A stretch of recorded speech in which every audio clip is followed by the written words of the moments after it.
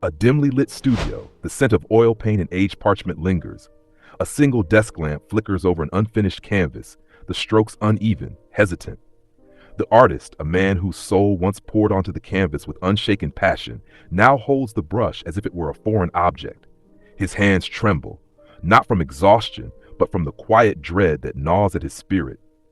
He stares at the digital screen before him, where an AI-generated painting, indistinguishable from human mastery, stares back, a cold, clinical replication of the very essence he once thought irreplaceable.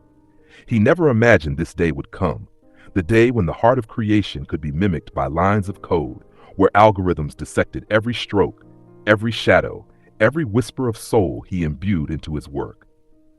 He remembers the first time he felt the weight of art.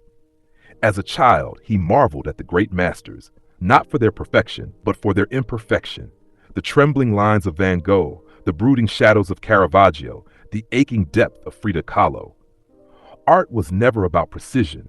It was about pain, about struggle, about the nights spent in quiet agony searching for meaning in color and form. Yet, here he is, in an era where art is no longer born from the sweat of the soul, but from an indifferent machine. A machine that never knew heartbreak, that never lost itself in a feverish obsession over a single shade of blue, that never doubted its worth in the dead of night. And still, it can create what the world now calls art. But is it truly art? He wonders.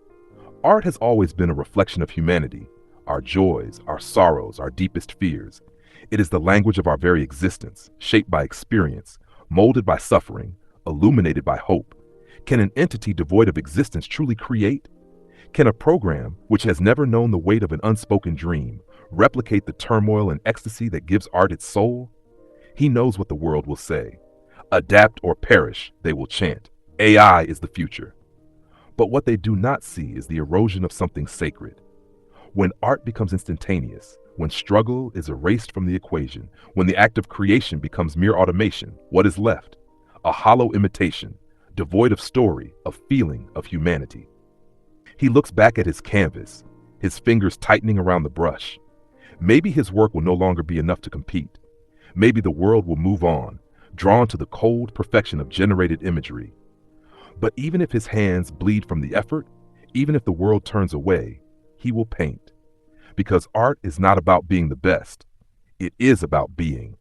And no machine can ever take that away.